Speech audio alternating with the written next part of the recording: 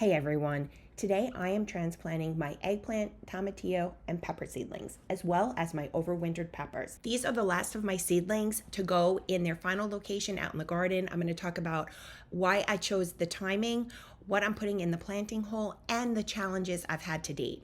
Let's get started. It is May 27th, so we're at the end of May, right past Memorial Day weekend, and it has just started to warm up at night. What you want to avoid is when you transplant into the garden, particularly for peppers and eggplant, which are heat lovers, putting them in the soil if your nighttime temperatures are dipping below 55. I mean, they prefer 60 degrees. You could pass with 55-degree temperatures if they've been in the soil for, several days and they're getting acclimated, and you can even cover them. We've had temperatures that have been dipping into the low 50s, and I didn't really feel comfortable putting them into their final location while the temperatures were still dipping into the low 50s, especially since these particular seedlings were giving me so much trouble indoors and it took so long for them to put on growth. I just want to give them the best possible chance they have of growing and producing a lot of fruit for me. I started these peppers from seed in early to mid-January. I think it was the second or third week of January. So that was 14 weeks before my last frost date. So they've been in pots for roughly 20 weeks, which is a really long time. The reason I started these early is because I've always struggled with my pepper seedlings reaching a good size before they go into the garden. So I started them early thinking that I would give them a head start. The problem is that I started them in an inert mix, so it didn't have any nutrition, and by the time I transplanted them into a mix that had some more nutrients like worm castings, for example, and a larger pot, they had already been stalled for several weeks. So they look good now, but for 20 weeks old, they should be much bigger than they are. So I do have some concerns over how these will grow in the garden. I'm hopeful. They've come a long way in the last 8 weeks or so, and they look like normal size transplants. They are just small for their age, but if you looked at them, you would think they are fairly healthy looking seedlings. Now, when it comes to my overwintered peppers, I basically pulled them out of the ground in October, and I brought them indoors. I have 3 overwintered peppers here. The first 2 that I want to show you, these both started to put on growth in, I believe, the second week of December, so about 6 weeks after I brought them in. And you can see there's a huge difference between this pepper and this pepper. Even though they started putting on growth at the same time, one is so much bigger than the other. Now, what ended up happening is this one actually started to get some bugs on it, and I think that caused the reason why it was stunted. Now, it is starting to put on some new growth. I'm going to plant it. I just don't know how it's going to do. However, this one, even though this one put on a lot of growth early, and it's still branching out, it's still putting on fresh leaves, it hasn't grown that much in the last several weeks. However, this one is my 3rd overwintered pepper.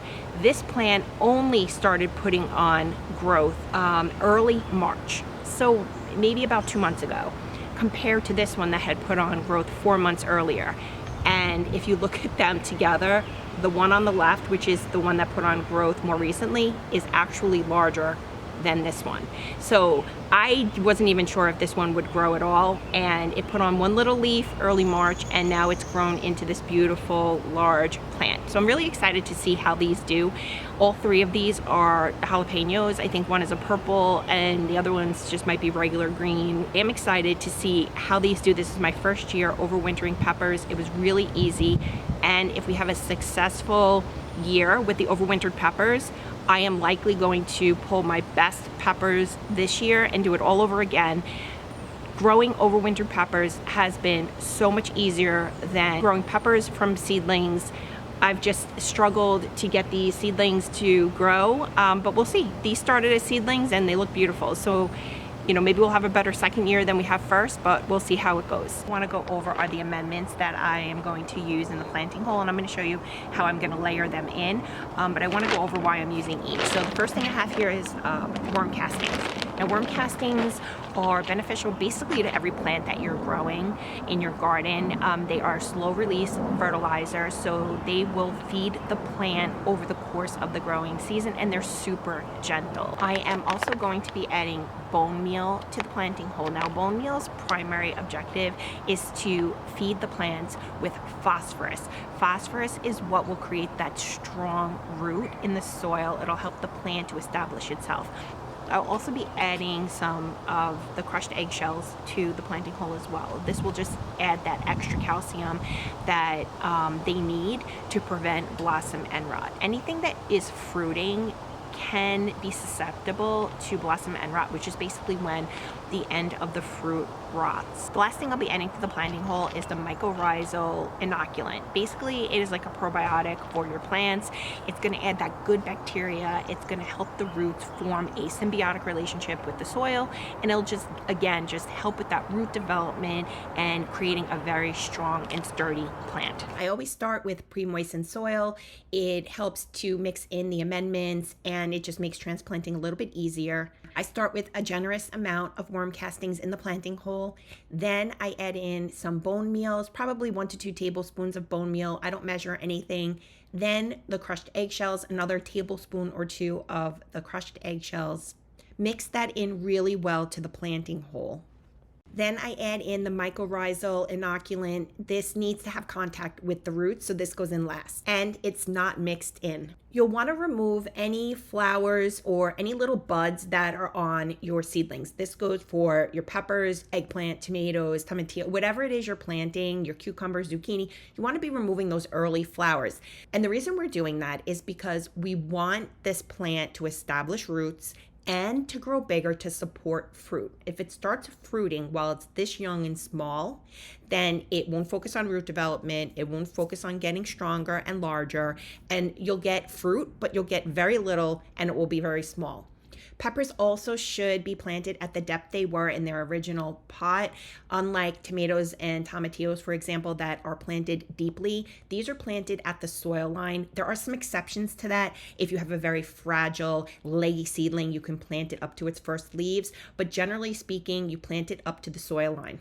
If your plant's been in its pot a long time, like mine have been, and in this particular case, the roots are circling around the bottom of the pot, you do want to tease out those roots really gently. So what you want to do is just gently squeeze the root ball to just loosen up some of those roots so that when it hits the soil, it starts branching out, looking for nutrients, taking in water. If you don't do this, they will still grow. It just might take a little bit longer for them to find their way. When it comes to the overwintered peppers, it's the exact same process. What's interesting about peppers, they are a tropical plant, and so many of us grow these as annuals because when the temperatures cool down, they just die back. However, in tropical locations, they grow as perennials. And so the benefit of overwintering a pepper is it has all of that stored energy. So the following season, it comes back as this much larger, bigger plant. It's already established itself, and it will start fruiting earlier and give you a lot more fruit and a lot bigger fruit. Or at least so I'm told. This is my first year doing this. If you haven't done it, I highly suggest you try it this year. And don't forget to subscribe so you can follow me on this journey and see how my overwintered peppers do this season. When it comes to eggplant, it's the same process. All the same amendments in the planting hole. Tease out those roots if they're circling the bottom and plant them at the same depth they were in their original pot. I also just gently press the soil around the base of the plant to secure it in its place. I do this for all of my seedlings. And I will also add either cages or stakes to these plants to support them as they grow, because as they start to put on fruit that is quite heavy, they'll start to either lean over or even possibly break. So you want to make sure you're supporting all of your fruiting plants properly, either with a cage, a stake, or some type of a trellis, something to keep them upright and support their fruit. These are incredibly leggy tomatillos. I'm only going to plant my 3 best tomatillos of the bunch. Tomatillos are interesting in that they need at least 2 plants to optimize pollination. 3 or more, obviously you're going to just get even more fruit, but when you're planting tomatillos, be sure to always plant 2 tomatillos to get the most fruit.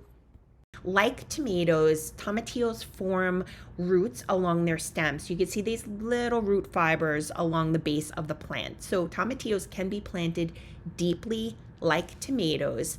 When you are planting them, you want to just remove all of those lower leaves before you put it deeply in the soil. It's all the same amendments I've done for everything else. Again, loosening up that root ball and then just planting them as deeply as you can in these pots. Now, when it comes to tomatoes and tomatillos, if you cannot plant them vertically, you can lay them flat on their side horizontally and then just prop up the top of the plant. I've done that in prior years. It's worked out great. However, because I have these deeper pots, I'm just going to plant them vertically. I have 4 varieties of eggplant, 3 of which are smaller sized eggplants, Thai, Chinese, and patio baby. I've planted those in 5-gallon pots and grow bags. I have 2 larger sized eggplants that I put in 10-gallon grow bags. The majority of my peppers have gone in 5-gallon grow bags. The 2 overwintered peppers I put in 10-gallon grow bags because they're starting much larger. I also have a couple of experiments going on here. I planted peppers that I had 2 of each, 1 in a 10-gallon and 1 in a 5-gallon. So I have a shishito, Aleppo, I have, I believe, Fresno, and a Brazilian starfish. 1 went in the 10-gallon, 1 went in the 5. So it's going to be a good experiment to see what the difference is in growing them in 2 different size containers. And then I also planted 2 peppers in 1 10-gallon grow bag. I have a Pequeño and I have a Buena Malata. And so these are small variety peppers. So we'll see how they do together in a 10-gallon grow bag. I also have other pepper varieties. Those are all in 5-gallon bags, and I'll do a whole video on all the pepper varieties that I'm growing this season. This is the first year I'm growing peppers and eggplant in bags and pots. Normally I grow them in my raised bed, but I had some pH issues that I'm addressing, and I'm growing other things that are less affected by the pH. The garden is really coming alive. I have my grow bags filled, my raised beds going. I have some stuff on trellises. I just planted corn. I'm really excited to share my successes and my challenges with you. Please like and subscribe so you don't miss my upcoming videos, and drop a comment below. Let me know what you're growing this season, what zone you're in, and what are some of your biggest challenges so I can cover that in upcoming videos. Thank you for watching.